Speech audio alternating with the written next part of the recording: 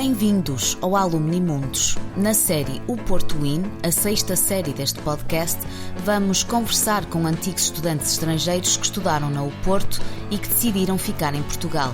Vamos partilhar histórias, experiências e perceber o que os levou a querer ficar por terras lusas. Acompanhe-nos nesta descoberta.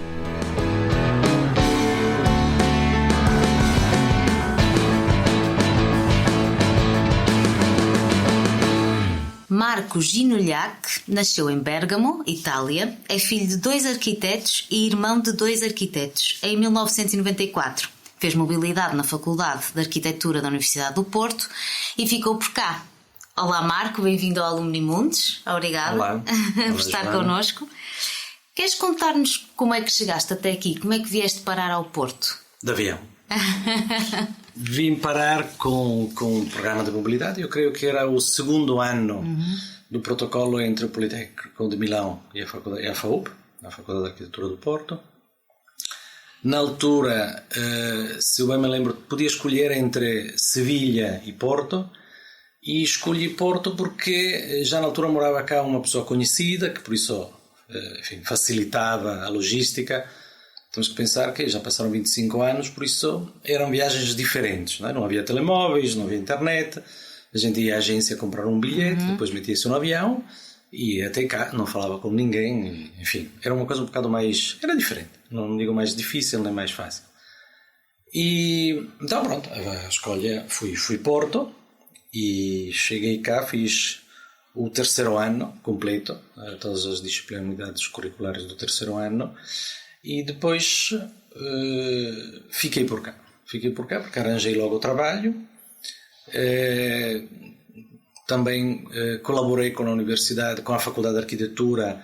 Na altura a faculdade preparou uma apresentação para um Congresso Internacional de Arquitetura que havia em Barcelona, creio eu em 96 ou 95, não sei, por isso participei neste projeto.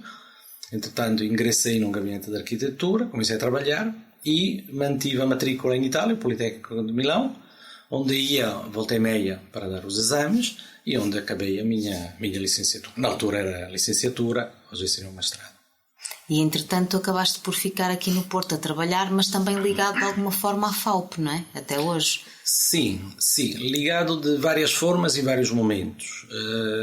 Sem dúvida, como aluno que passou pela FAUP. Depois trabalhei num gabinete de um arquiteto que era professor, que agora é jubilado, o Manuel Fernandes Sá. Trabalhei lá durante 4 anos como arquiteto. E em 99 recebi um convite, na altura o diretor era o professor Domingos Tavares, para dar aulas de computação gráfica ao 3º ano aqui na faculdade, com o professor Fernando Lisboa. E comecei a dar aulas na faculdade. Na altura tinha um contrato como leitor, que era o único contrato possível para alguém que não tinha residência nem nacionalidade portuguesa. O leitor é uma figura que se utilizava, e não sei se ainda existe, mas que se utilizava na Faculdade de Letras porque eram pessoas de língua mãe que davam aulas aqui no Porto. E também continuei a trabalhar no ateliê. E depois ainda tenho as notas, quando é que eu fiz o mestrado? 2002, creio em 2002, acabei fiz um mestrado na Faculdade de Engenharia, na FEUP, e na Tecnologia Multimédia, e passei a ter um contrato de assistente e a dar aulas de forma mais, digamos assim, legítima, mas igualmente legítima, regular, na Faculdade de Arquitetura.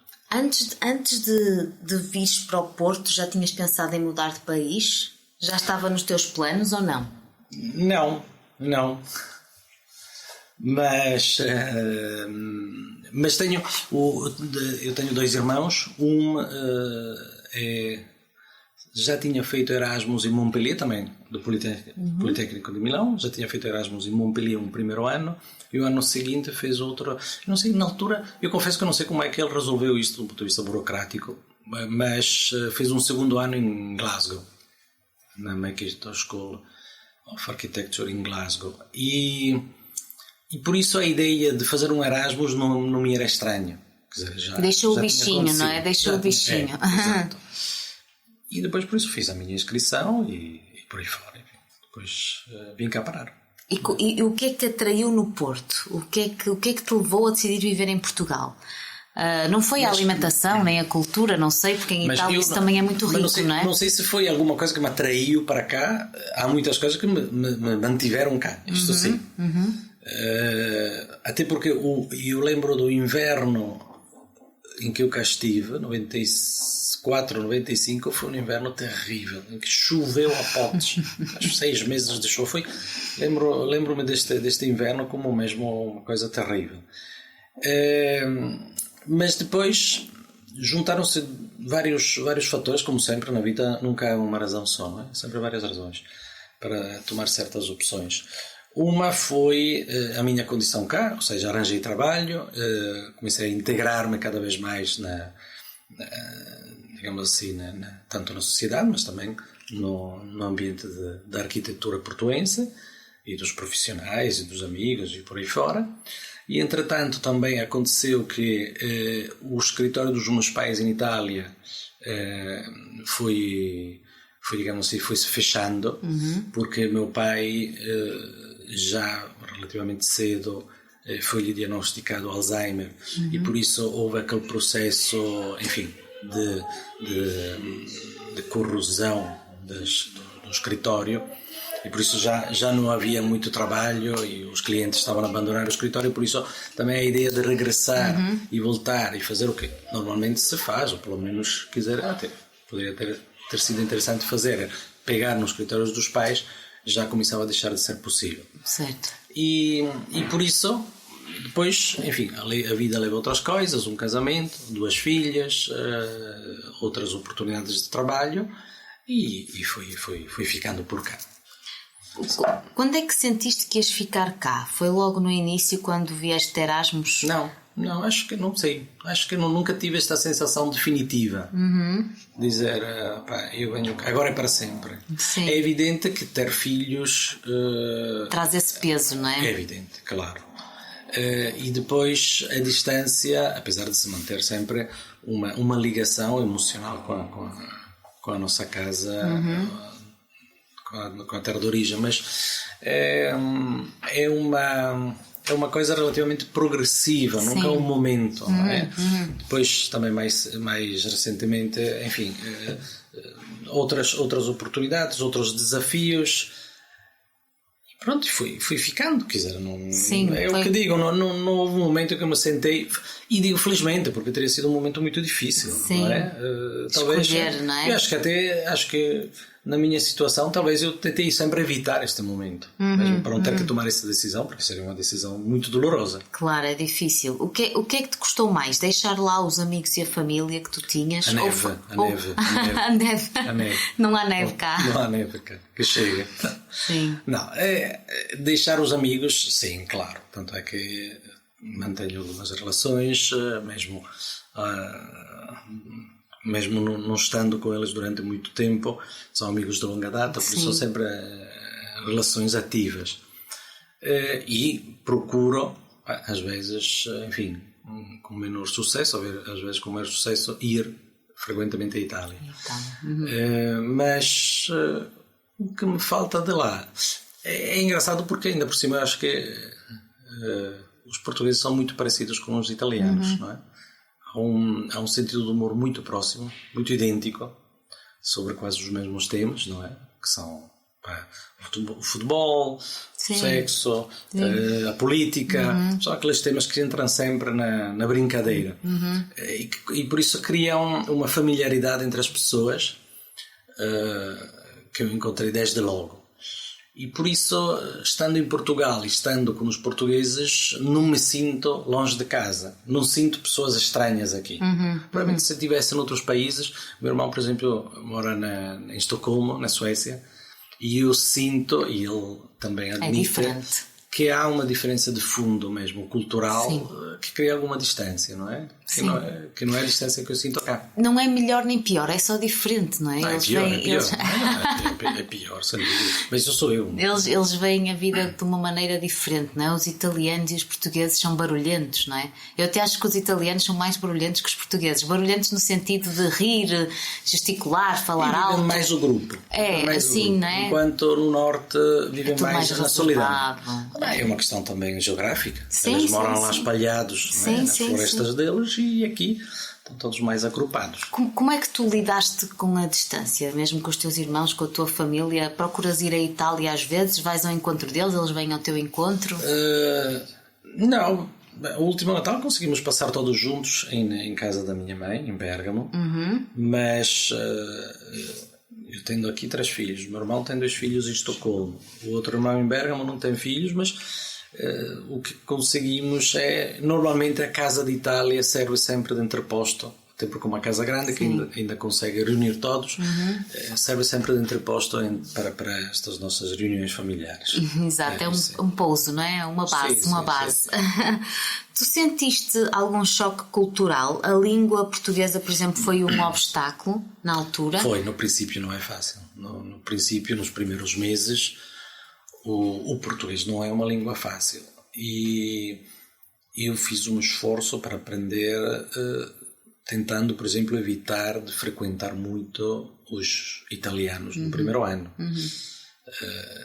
Porque, de facto, eu vejo isso nos meus alunos, nos Erasmus, que, por exemplo, quando fazem um Erasmus de um semestre, saem de cá a saber falar muito pouco português, e muitas vezes a razão é ou porque estão sempre juntos entre grupos da mesma nacionalidade, ou porque o inglês de facto serve agora para... Domina mais, não é? Domina mais as conversas. Eu próprio, muitas vezes mas faço isso com gosto, dou aulas em inglês, e, enfim, porque não se pode exigir a todos de saber o português de um dia para o outro. Até porque o português é uma língua, eu acho que ligeiramente difícil para os estrangeiros, não é? Se calhar não tanto para os italianos e para os espanhóis, que é mais ou menos mais familiar. Sim, é difícil, e depois tem outra coisa que... agora, costumo um bocado dizer isso, mas eu acho que é parcialmente verdade, que não tem grande utilidade. Pois. Uma pessoa que vem cá passar um ano de Erasmus, depois vai-se embora a saber português, não é como uma pessoa que está um ano em Londres ou nos Estados Unidos. O inglês é o alemão diferente. também são línguas mais úteis, entre aspas, não é? Embora o português, se formos a pensar, temos o Brasil, temos muitos países da África, não é? É como o espanhol, não é? Que quase a América Latina inteira é espanhol. Exatamente. Portanto, acaba por ser uma língua útil para esses mercados, não é? E a língua traz mais do que a língua. A língua traz uma cultura, traz um conhecimento muito mais complexo do que a própria língua gramática. E em termos culturais, aqui, tu já disseste que achas que somos um bocadinho parecidos, portanto, se calhar não sentiste tanto esse choque cultural. Mas, por exemplo, a burocracia no início, como é que foi? Foi muita? Estás a falar com um italiano, não é? A burocracia, acho que é uma coisa que nós exportamos já há algum tempo. Não, a burocracia agora também não estou nas condições agora, nem tenho entrevista de me queixar da burocracia portuguesa, mas se quiser a burocracia... Sim, mas no início, quando chegaste, todas aquelas... Não foi muito complicado? Não, no início era um rapaz novo, cheio de tempo, de vontade, de energia, e por isso não havia burocracia que metesse medo. Exatamente. Tu já sonhas em português ou ainda continuas a sonhar em italiano? Quando pensas nisso, se calhar nunca pensaste. Olha, não sei. Quando falo sozinho... Porque muitas vezes falo sozinho, nem que seja para preparar as aulas, temos que falar sozinho, não há volta a dar. Falo em português. Quando estou mais cansado, os meus amigos sabem, às vezes gozam comigo, mas é verdade, quando estou mais cansado, fim do dia e tal, entra o italiano.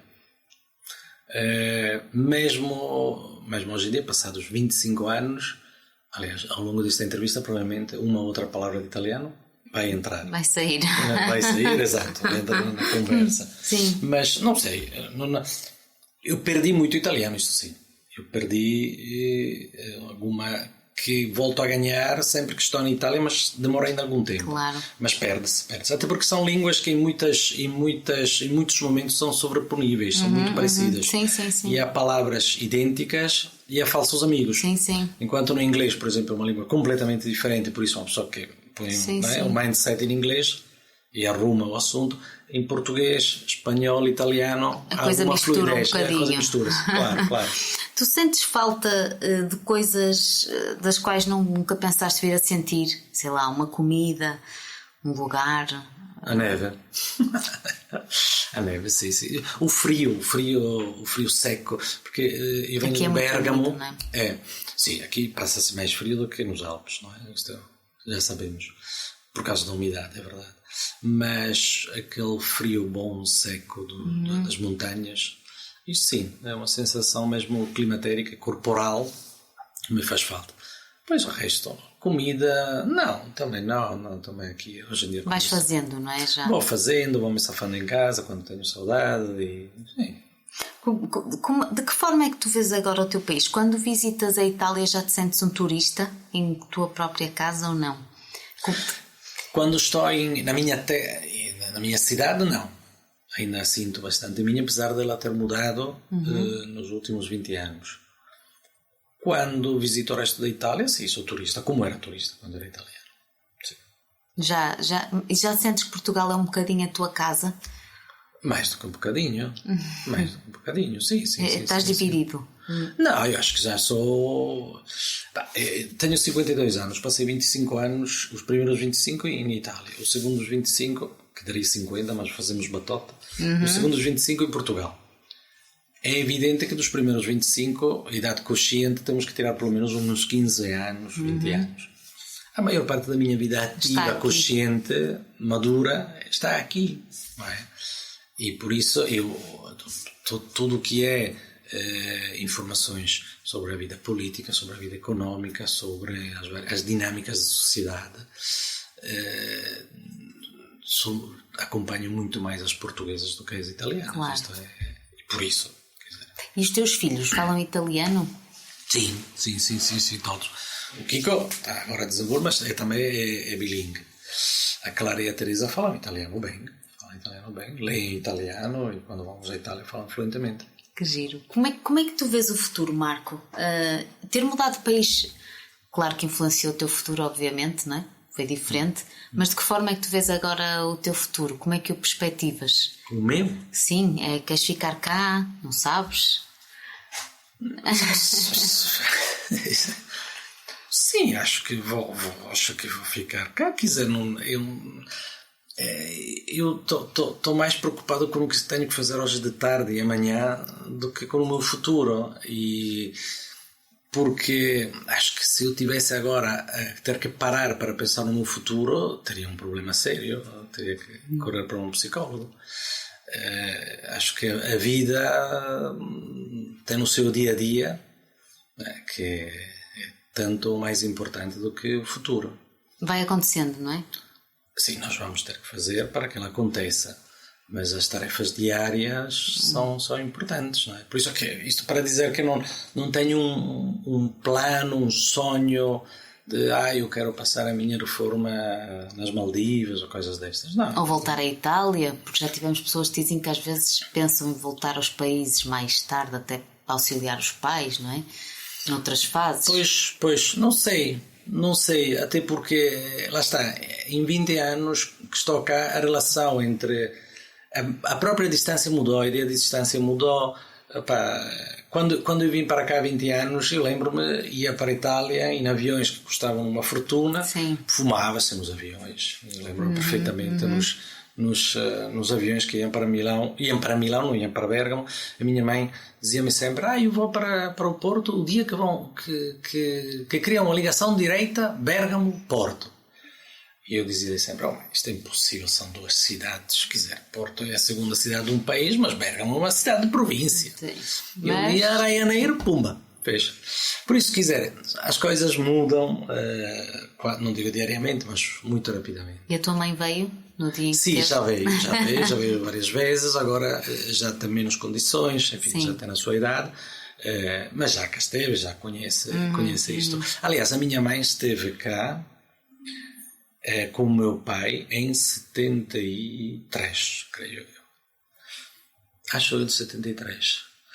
Porque veio a dar uma volta de barco e depois vieram porque tiveram na altura um trabalho por um grupo petrolífero qualquer de um aldeamento turístico a sul de Lisboa. Fizeram um projeto. E na altura meu pai até visitou a obra da Fundação Gulbenkian e conheceu o Gulbenkian. Que giro. Que na altura já era velhote. Por isso havia... Já conheciam Portugal. Sim, mas Portugal antes, pré-25 de Abril. Sim. Tanto é que na altura quando eu vim para cá a minha mãe dizia: vamos fazer o quê? Portugal e não. E enfim, ela tinha guardado esta memória de um país muito diferente, não é? Sim, muito diferente, na altura. E depois sempre que vinha cá ficava admiradíssima e dizia que isto era fantástico, não sei o quê. Que diferença, não é? Que mensagem é que gostarias de transmitir aos colegas diplomados e a toda a comunidade do Porto? Agora uma mensagem mais para a universidade e para os colegas. Isso é uma rasteira. Aos colegas professores? Aos colegas que tiraram o curso como tu, não é? Mais de arquitetura, mas sim, pode ser aos professores também, à comunidade. Não sei, eu não sei se tenho condições para dar conselhos aos outros, confesso que não sei.